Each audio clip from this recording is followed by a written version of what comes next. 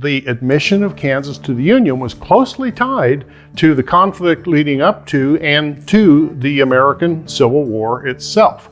It was actually Lincoln's advocacy of admission of Kansas as a free state that basically enraged House members and senators from southern states who resigned from Congress, went home, went back south to form the Confederacy. I'm Steve Quakenbush, and I work as Executive Director of the Finney County Historical Society. The House bill that was designed to admit Kansas had passed the House. It was stalled in the Senate. There was too much Southern opposition. The very day that enough senators left to generate sufficient votes for Kansas to become a state, Kansas became a state, and that's January 29th.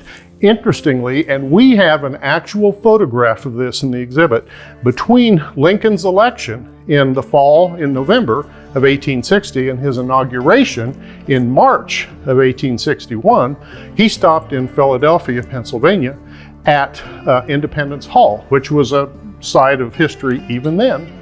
And he raised the first American flag with 34 stars, that 34 star being for Kansas. We actually have a modern day reproduction 34 star American flag in the exhibit, and we have an actual photograph of Abraham Lincoln at the ceremony raising that flag. Garden City is here, and a lot of the communities around us are here because of homesteading, which allowed settlers to come west and stake out a claim, prove up the claim, and obtain that land at little or no cost. Well, the Homestead Act had also been stalled in Congress because of opposition by the future Confederate states. They weren't interested in seeing homesteading. They were interested in extending slavery into the new frontier territories.